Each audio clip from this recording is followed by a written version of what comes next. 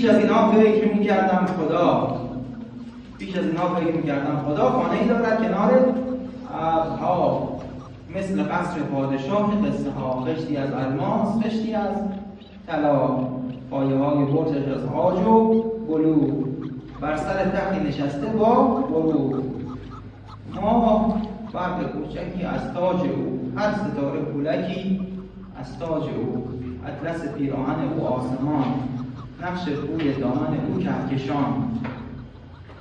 رعد و برق شب طنین خنده اش، سیل طوفان نعره توفنده اش، دکمه پیراهن او آفتاب، برق تیر و خنجر او ماهتاب.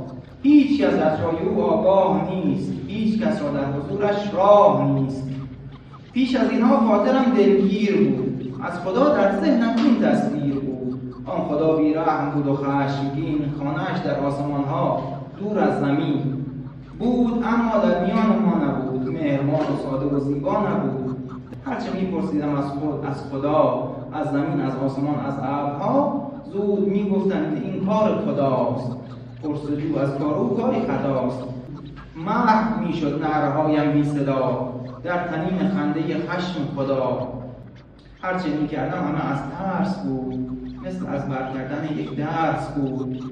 تا که یک شب دست در دست پدرش رو گرفته بود و رفته بود سفر بچه. راه افتادم به قصد یک سفر، در میان راه در یک روستا خانه‌ای دیدم خوب و آشنا.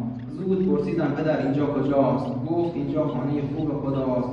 گفت اینجا می‌شود یک لحظه ماند، گوشه‌ای خلوت نمازی ساده خواند. گفتمش مثلا خدای خشمگین، خانه‌اش اینجاست، اینجا در زمین؟ گفت آری خانه او بیریاست، فرش‌هایش از گلیم و بوریاست. قهر او از آشتی شیرین‌تر است، مثل قهرش مهربان مادر است. قهر او از آشتی شیرین‌تر است، مثل قهر مهربان مادر است. تازه فهمیدم خدایم این خداست، این خدای مهربان آشناست. میتوان با این خدا پرواز کرد، سفره دل را برایش باز کرد.